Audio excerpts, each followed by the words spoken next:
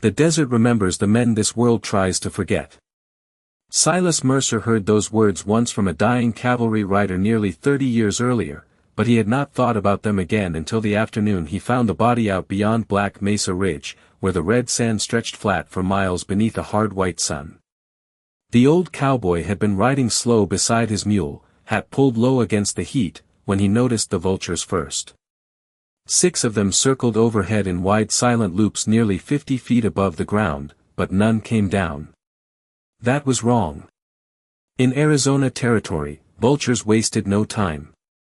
Yet there they stayed, drifting through the hot air like something below belonged to the desert itself. Silas tightened the reins and rode closer. The body lay beside a dry creek bed half covered in dust, one arm stretched toward the empty horizon. Apache. Young. Maybe 30 years old. His dark braid rested across his chest, moving slightly in the wind. There were no signs of struggle nearby. No horse tracks except old ones nearly erased by sand. Just silence. The kind that made a man aware of his own breathing. Silas climbed down stiffly, boots crunching against stone. Sweat rolled beneath his collar as he crouched beside the stranger. The Apache carried no rifle now. Only a worn leather satchel and a small turquoise bead hanging from a cord around his neck. Silas removed his hat slowly. "Ain't right," he muttered. The sun was still high, maybe 2 hours from dusk, and the heat already smelled like burnt earth and dry cedar. Back in town, men would say leave the body where it fell. Most folks in Copper Creek didn't bother with Apache dead. But Silas had buried too many men during the war to ride away from one left alone beneath the sky. He pulled his old canvas coat from the saddle and laid it carefully across the stranger's chest. The wind shifted the moment he did. Cold. Strange for late August. Silas paused. Even the mule lifted its head nervously. Then came the sound of distant hooves somewhere beyond the ridge. Faint. Slow. Watching. Silas looked toward the horizon but saw nothing except heat waves dancing over stone. By the time he rode back into Copper Creek with the news, the saloon porch had gone quiet. Sheriff Boone spat tobacco into the dirt and shook his head before Silas even finished speaking. "Leave him there," Boone said. "Sand'll take care of the rest." A few men nodded. One laughed under his breath. But Silas stared at them with tired gray eyes that had seen too many winters to care about cowardice dressed as wisdom. "Man deserves dirt over his bones," he said softly. Nobody answered after that. Near sundown, Silas loaded a shovel, a lantern, and 2 canteens onto his mule and headed back toward Black Mesa alone. And high above the desert, the vultures were still circling, still waiting, but not one of them had touched the dead Apache. The desert cooled fast after sundown, and by the time Silas Mercer reached the dry creek bed again, the last strip of sunlight had already slipped behind Black Mesa Ridge. The shadows out there always came quick, stretching across the red earth like spilled ink. His mule snorted softly as he tied it beside a crooked cedar tree barely taller than a fence post. The vultures were gone now. That bothered him more than if they had stayed. Silas lifted the lantern from his saddle hook and walked toward the body again, boots scraping against loose rock. The Apache still lay exactly where he had left him beneath the canvas coat, untouched by animals, untouched by wind, almost untouched by time itself. Silas stood there quietly for a moment, lantern light shaking against the darkness while cold desert air drifted through the canyon walls. "Long ride to end alone," he muttered. Then he drove the shovel into the hard ground. The earth fought him every inch. Arizona dirt baked hard beneath summer heat, and each strike sent sharp pain through his shoulders. Still, he kept digging. Slow. Steady. The same way old men survived winters and wars. After nearly an hour, sweat soaked through his shirt despite the cold air. He stopped to catch his breath and glanced toward the ridge again. That strange feeling had returned. Like eyes resting somewhere beyond the dark rocks. Watching.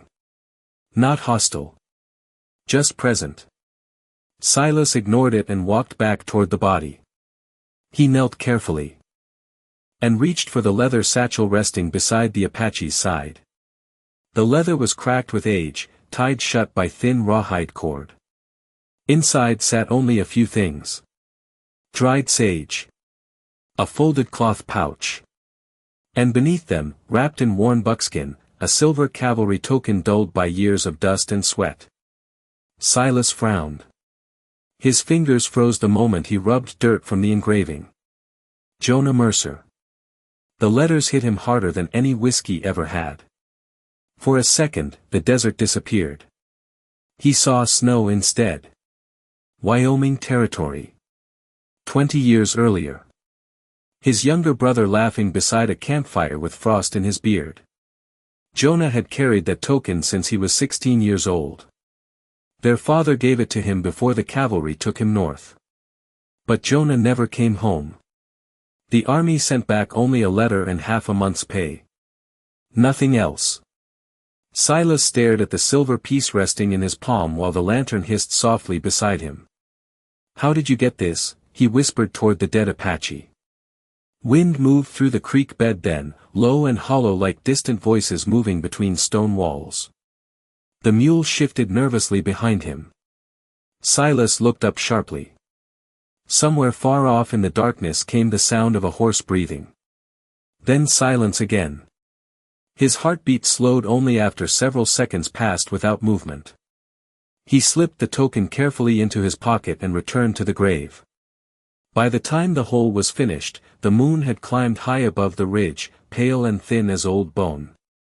Silas removed his hat once more and lowered the Apache carefully into the ground. No preacher. No church bell. Only cold wind carrying dust across the open desert. Then, just before he covered the grave, Silas reached into his pocket and placed Jonah Mercer's silver token gently onto the stranger's chest. Silas shoveled the last layer of dirt slowly, the sound soft against the cold desert night. Wind drifted low across the creek bed, carrying the smell of dust and cedar smoke from somewhere far off beyond the ridge. When the grave was finally covered, he stood there breathing hard, one hand resting on the shovel handle while moonlight stretched long shadows around him.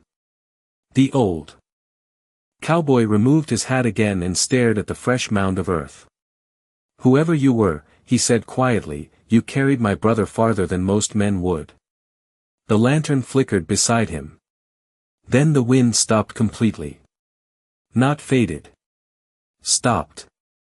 The silence came so suddenly it made Silas lift his head. No insects. No coyotes. No movement in the dry grass. Even the mule had frozen still beside the cedar tree, ears raised toward the dark ridge above them. Silas narrowed his eyes. There it was again. That feeling. Like somebody standing just beyond sight. Watching every move he made. The old cowboy picked up the lantern and scanned the rocks along the ridge line. Nothing. Only darkness and moonlight across stone. But then he saw it. A horse. Far up near the ridge crest. Motionless against the pale sky. One rider sitting tall in silence. Silas could not make out a face, only the outline of long hair moving in the wind. Apache. The rider remained there only a few seconds before turning slowly and disappearing beyond the ridge without a sound. Silas felt cold spread through his chest despite the desert heat trapped in the rocks around him. He looked back toward the grave. The silver token now rested beneath 6 feet of dirt with the stranger who carried it all those years. Questions rolled through his mind like distant thunder. How had that Apache known Jonah Mercer? Why had he kept the token for 2 decades? And why had nobody ever spoken of it before now? Silas gathered his tools without another word and mounted the mule for the ride home. The moon sat high above the desert by then, turning the red sand pale silver beneath the night sky. Every sound felt sharper in the darkness. Saddle leather creaking. Hooves pressing through gravel. Wind slipping through cactus needles. About halfway back to Copper Creek, the mule suddenly slowed. Silas felt it immediately. The animal had gone tense beneath him. Then came the sound. Hoofbeats. Slow. Faint. Somewhere behind him. Silas turned carefully in the saddle, lantern swaying beside his knee. Nothing there. Only open desert stretching empty beneath the moonlight. The hoofbeats stopped the moment he looked back. He faced forward again and continued riding. A minute later, the sound returned. Closer this time. Not one horse. Several. Moving at the same steady pace. Silas rested one hand near his revolver but did not draw it. Something deep inside him said this was not a hunting party. The hoofbeats followed him all the way to the edge of town, always distant, always hidden beyond sight. And when Silas finally reached his small cabin at the far end of Copper Creek, he noticed something that made his breath slow in his chest. Fresh horse tracks already circled the cabin in the dirt. Quiet. Patient. Like riders had arrived before he did and waited there in silence. Silas Mercer did not sleep that night. He sat beside the small iron stove inside his cabin while lantern light trembled softly across the wooden walls, and every few minutes he heard it again outside. Hoofbeats. Slow circles through the dirt around the house. Never rushing. Never stopping for long. The old cowboy poured black coffee into a tin cup with hands rough from years under sun and winter wind, but even the bitter heat could not settle the feeling growing in his chest. He had spent enough years near battlefields to recognize fear when it came quiet. Near midnight, the sound stopped completely. That silence felt worse. Silas stood from the chair with a groan in his knees and crossed toward the window. Frosty moonlight covered the empty yard silver blue. At first he saw nothing except his mule standing beside the fence, restless and awake. Then he noticed the tracks again. Fresh ones. Dozens of them pressed deep into the dirt circling the cabin. Riders had been there only moments earlier. Yet now the desert looked abandoned. Silas rested one hand against the window frame and stared into the darkness beyond town. Somewhere out there, hidden among the ridges and dry washes, people were watching him. Not thieves. Not drifters. Apache. The realization settled heavily over him. Most men in Copper Creek would have loaded rifles by now. Sheriff Boone probably would have called every ranch hand within 20 miles. But Silas kept thinking about the silver token buried beneath the stranger's grave. Jonah Mercer. 20 years. Gone. 20 years of silence suddenly tied to one dead Apache lying beneath desert dirt. The old cowboy stepped outside just before dawn. Cold air hit his face sharp as river water. The eastern sky had barely begun turning gray behind the mesas. He crouched near the tracks beside the porch and studied them carefully. Small horses. Light steps. Organized spacing. Whoever rode there knew exactly what they were doing. One print caught his eye near the water trough. Smaller than the others. A child's horse. Silas frowned. Then he noticed something resting beside the porch post. A small leather pouch tied with red thread. He picked it up slowly. Inside sat dried sage, crushed herbs, and a smooth white stone polished by years of handling. The smell rising from the pouch reminded him strangely of cedar smoke after rain. Silas looked around the empty yard again. Nobody there. Only wind moving through the dry grass now. He slipped the pouch carefully into his coat pocket just as the first church bell rang from town. Copper Creek woke slowly every morning. Wagons creaked awake. Horses stamped beside hitching rails.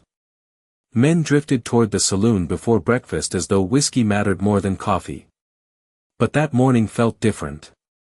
People stared at Silas the moment he rode down Main Street. Conversation stopped when his mule passed. Old Mrs. Hargrove pulled her grandson closer beside the general store porch. Two ranch hands near the barber shop lowered their voices as he approached. Sheriff Boone stepped out from the jailhouse doorway chewing tobacco hard enough to crack his jaw. "Word spreads fast," Boone muttered. Silas kept one hand resting calmly on the saddle horn. "About what?" The sheriff spit into the dust. "About you burying Apache dead like family." The street went quiet again. Even the wind seemed to wait. Then Boone narrowed his eyes and spoke lower this time. "You best pray whoever was tracking that man does not come looking for him." Silas looked past the sheriff toward the distant red hills glowing beneath sunrise. "Too late for that," he said softly. "They already found me." The story spread across Copper Creek before noon like desert fire riding. Dry grass. By the time Silas Mercer finished watering his mule behind the cabin, people already whispered his name from one end of Main Street to the other. Some called him brave. Most called him foolish. But every man in town lowered his voice when speaking about the riders seen near Black Mesa Ridge the night before. Even Sheriff Boone looked uneasy now, and that alone was enough to make the town nervous. Silas spent the morning repairing a loose fence rail beside his cabin while dust rolled through the valley in long pale clouds. He worked slowly, though his attention never stayed on the hammer for long. Every few minutes he glanced toward the distant ridges beyond town. The feeling remained there. Quiet. Patient. Watching. Around midday, old Marta Alvarez arrived carrying a basket covered with cloth. She owned the small boarding house near the church and knew nearly every secret buried in Copper Creek. Her husband had once traded horses with Apache camps years earlier before sickness took him. Marta stepped carefully onto the porch and handed Silas a jar of coffee beans without smiling. "You should leave town for a while," she said softly. Silas leaned against the fence post. "That bad?" Marta glanced toward the empty street before speaking again. "People scare easy when they do not understand something." The old cowboy nodded once. "You know who that man was?" Marta hesitated. Wind moved gently through the cottonwood trees beside the creek. "No," she admitted. "But Apache do not ride all night for ordinary men." Silas looked toward the desert again. "He carried my brother's cavalry token." Marta's face changed instantly. Not shock. Recognition. The old woman lowered her eyes toward the dirt. "Then maybe this story started long before yesterday." Before Silas could ask another question, the church bell rang twice across town. A rider had arrived. Within minutes, half the town gathered outside the saloon watching a nervous ranch hand speak to Sheriff Boone near the hitching rail. Silas walked closer slowly, boots grinding dust beneath the afternoon sun. The ranch hand wiped sweat from his forehead and pointed south toward the mesas. "Tracks everywhere," he muttered.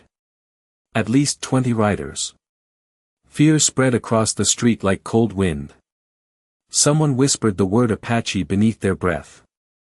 Another man hurried inside the general store to buy ammunition. Sheriff Boone spotted Silas standing near the water trough and marched toward him angrily. "This started the second you buried that body," Boone snapped. "Now the whole territory knows we are here." Silas stared calmly at the sheriff. "Men do not ride for revenge without reason." Boone stepped closer. "You think they came to thank you?" The old cowboy said nothing. Because deep down, he was no longer certain what the riders wanted. Then, just before sunset, another strange thing happened. Every dog in Copper Creek suddenly stopped barking at once. Not one or two. All of them. The silence rolled across town so fast people stepped out onto porches looking around nervously. Even the horses near the saloon pulled against their reins. Silas turned toward the desert. Far beyond the last buildings of town, shadows moved slowly along the ridge line. Riders. More than before. Their figures dark against the burning orange sky. Watching the town in complete silence while the wind carried dust between them like a warning nobody could yet understand. Night settled over Copper Creek heavy and uneasy.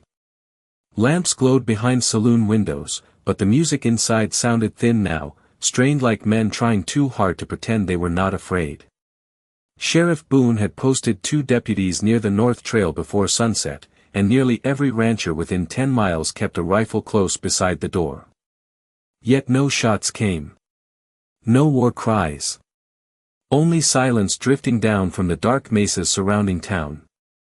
Silas Mercer sat alone on his porch while the last heat of the day faded from the desert rocks. His mule rested quietly near the fence, calmer than before, which somehow troubled him even more. Animals sense danger faster than people. If the mule was no longer nervous, then whatever circled the town was not hunting. The old cowboy reached into his coat pocket and removed the small leather pouch left beside his porch at dawn. He untied the red thread carefully and poured the contents into his palm. Again beneath the lantern light. Dried sage. Crushed herbs. And that smooth white stone worn soft from years of touch. Silas rubbed his thumb across it slowly. Somewhere deep in his memory, he had seen something like it before. Then it returned to him suddenly. Wyoming Territory. Winter camp near Fort Bridger. Jonah once carried a nearly identical stone hanging beside his cavalry token after disappearing for 3 days during a blizzard. When Silas asked where he got it, Jonah only said, "From people kinder than the army." At the time, Silas never pressed further. Men returning from cold and hunger sometimes kept silence like a second skin. Wind moved softly through town then, carrying the smell of rain somewhere far beyond the mesas. Strange weather for late summer. Silas leaned back in the chair and stared toward the darkness outside Copper Creek. A faint glow appeared high on the ridge line. Then another. Small fires. Not campfires meant for warmth. Signal fires. The old cowboy counted at least 7 stretching across the hills like silent lanterns watching the valley below. He heard footsteps approaching behind him. Marta Alvarez stepped onto the porch carrying a covered plate of beans and cornbread. "You should not sit outside tonight," she warned quietly. Silas nodded toward the distant fires. "Looks like they already made their minds up." Marta followed his gaze and crossed herself softly beneath her shawl. "Those fires mean gathering." Silas looked toward her carefully. "For war." Marta hesitated. "Not always." Before he could ask more, a horse suddenly galloped through town from the northern trail. One of Boone's deputies rode hard down Main Street pale as ash beneath the moonlight. Men poured out from the saloon immediately. Sheriff Boone grabbed the reins before the horse fully stopped. "What happened?" The deputy struggled to catch his breath. "They are everywhere out there," he whispered. "Riders all across the ridges." Panic spread fast after that. Store shutters slammed closed.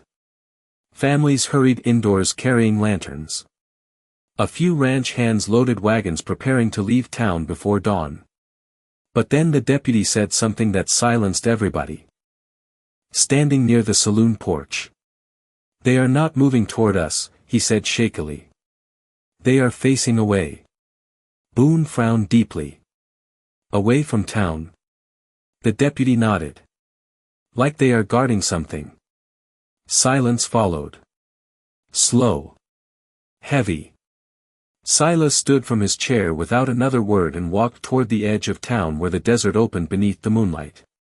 He looked toward the distant ridge fires glowing against the black sky. The riders remained there motionless like shadows carved from stone. And for the first time since burying the Apache stranger, Silas realized something that made the cold night air settle deep into his bones. The riders were not surrounding Copper Creek. They were surrounding him. The wind changed before dawn. Silas Mercer felt it the moment he stepped outside with a bucket of water for the mule. Cooler air drifted down from the high desert carrying the smell of rain and cedar smoke together, and the sky above Copper Creek looked pale and strange beneath the fading stars. The ridge fires were gone now. So were the riders. At least from what the town could see. But silence still hung over everything like a heavy blanket. No dogs barked. No coyotes cried from the hills.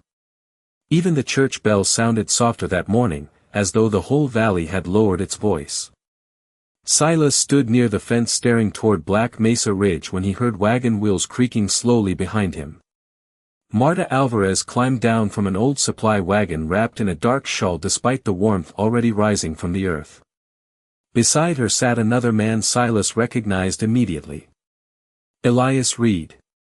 Thin as dry branches now and nearly 70 years old, but once known across Arizona territory as the best trail guide between Army forts and Apache lands. Elias rarely left his cabin anymore. Folks said too many ghosts lived behind his eyes. The old guide climbed down carefully and studied Silas for a long moment before speaking. "You buried the Apache by the dry creek?"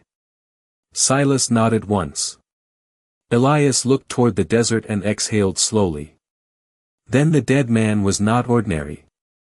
They sat together on the porch while sunrise slowly painted the mesas red and gold. Elias held the leather pouch Silas had found beside the cabin and turned the white stone gently between his fingers. "I have seen this before," he murmured. "Many years ago." Silas leaned forward slightly. "Who was he?" Elias stayed quiet for several seconds, listening to the wind move through the cottonwoods. "Apache called him Chaska," he finally said. "Not a chief. Not a warrior seeking glory. Something rarer." The old cowboy frowned. "What does that mean?" Elias looked toward him carefully. "A man trusted by both sides." Silence settled between them. Then Elias spoke again, voice lower now. "Winter of 1868, your brother Jonah got stranded north of Fort Bridger after a snowstorm buried half his unit. Army scouts searched for weeks and found nothing." Silas felt his chest tighten. Nobody in Copper Creek ever spoke about Jonah anymore. Officially, Elias continued, the Army said exposure killed him. He rubbed the smooth white stone once before handing it back to Silas. "Truth is different." Wind stirred dust softly across the porch floor. Apache hunters found Jonah alive in the mountains. Chaska carried him nearly 30 miles through snow to a winter camp. Silas stared at him without speaking. "Your brother stayed there almost 2 months while his leg healed," Elias said quietly. "He learned their language. Ate beside their fires. Laughed with their children." The old cowboy shook his head slowly as though the words themselves felt impossible. "Jonah never told me any of this." Elias gave a tired smile. Back then, men did not survive long admitting Apache kindness to the wrong years. The sun climbed higher above the mesas. Somewhere across town a hammer struck wood in steady rhythm. Life continued. But nothing inside Silas Mercer felt the same now. Elias looked back toward the distant desert one final time. Before Jonah left that camp, he gave Chaska the silver cavalry token. Said it belonged to the only brother he trusted. Silas lowered his eyes toward the dirt beneath the porch. "Then why keep it 20 years?" Elias answered softly. "Because Apache do not forget debts." At that exact moment, all three of them heard it drifting faintly from beyond the ridge line. Singing. Low voices carried by the morning wind across miles of desert stone. The singing continued through the morning like wind moving across deep canyon walls. Most people in Copper Creek pretended not to hear it, but every face in town had changed by then. Fear no longer looked sharp and angry. Now it looked uncertain. Sheriff Boone stood outside the jailhouse most of the day staring toward the mesas with tired eyes while ranch wagons rolled quietly off the streets one by one. Nobody wanted trouble near their family. Yet no trouble came. No riders entered town. No threats were spoken. The Apache remained somewhere beyond sight, hidden among the ridges surrounding the valley like silent guardians waiting for something unfinished. Silas Mercer spent the afternoon repairing the old trough beside his cabin, though his hands moved slower than usual. Elias Reed's words stayed lodged deep inside him. Jonah alive among Apache fires. Jonah laughing beside people the army called enemies. The thought unsettled him more than fear ever could. Near sunset, dark clouds began gathering across the western horizon. Thick summer storm clouds. Heavy enough to turn the red desert nearly black beneath them. Wind picked up hard through Copper Creek, rattling shutters and sending dust spinning through the streets. Marta Alvarez hurried across town collecting laundry before the rain hit while ranch hands tied canvas over supply wagons. Silas looked toward the sky and felt that strange pressure in the air that comes before desert storms. Then he noticed movement near the south ridge. Riders again. This time closer. At least 30 Apache horsemen stood spread across the hills above town, their silhouettes dark beneath the storm clouds. Still silent. Still watching. Sheriff Boone saw them too.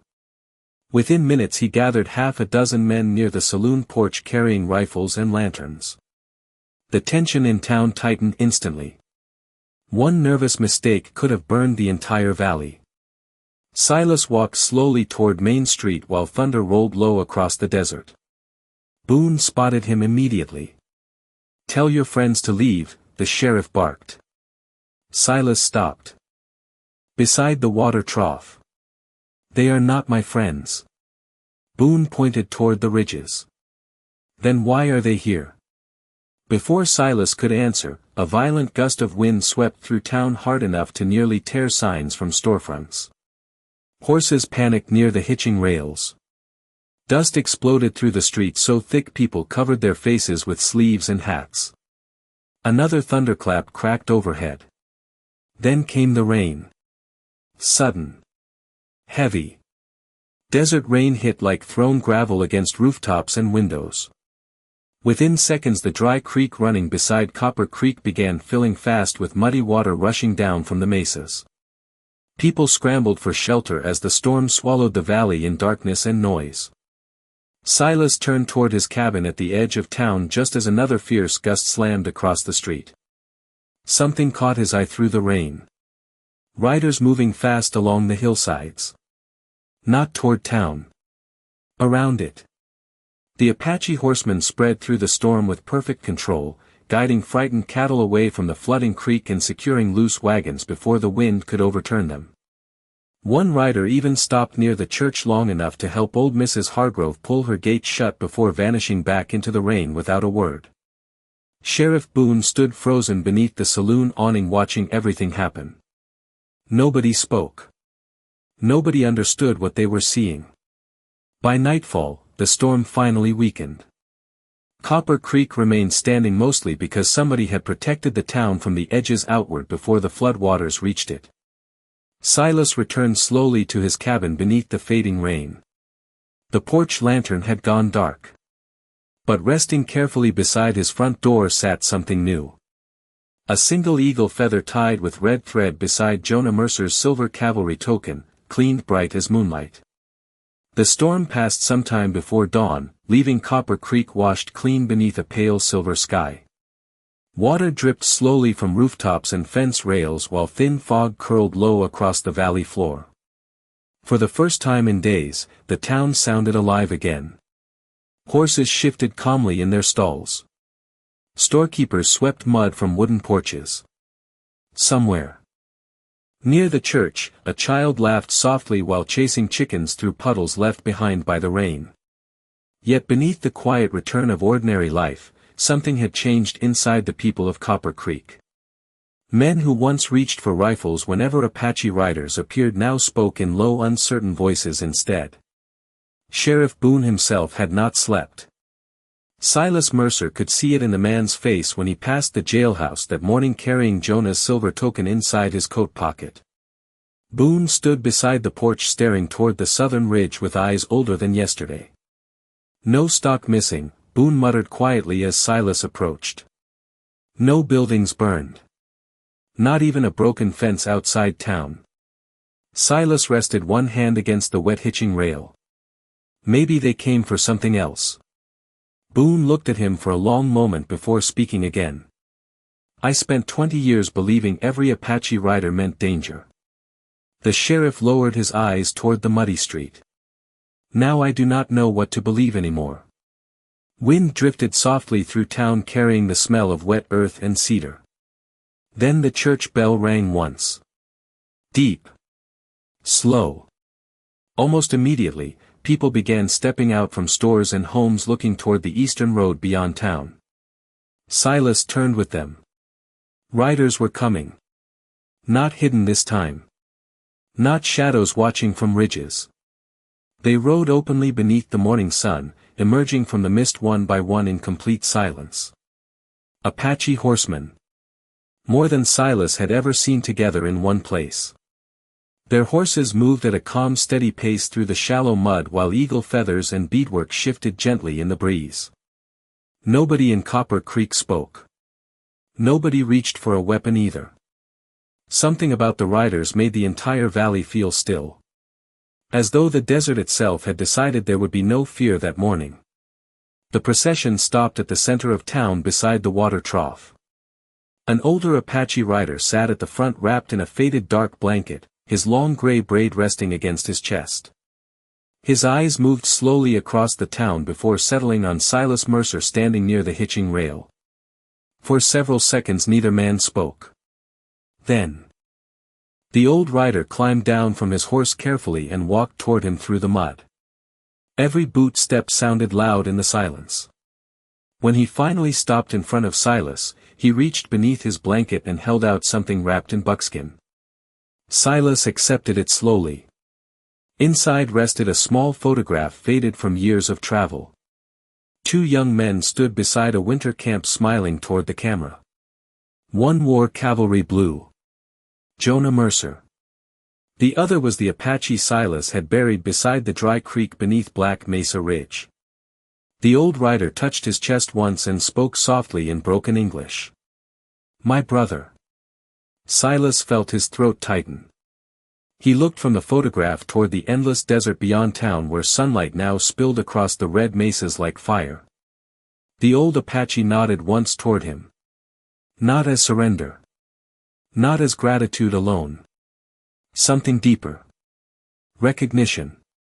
Then he returned to his horse without another word.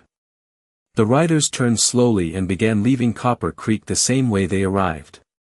Silent. Peaceful. Endless against the desert horizon. Silas stood motionless watching them disappear into the morning light while Jonah's photograph rested in his weathered hands. And somewhere far beyond the valley, carried softly through wind and stone, came the same low singing from the ridges once more.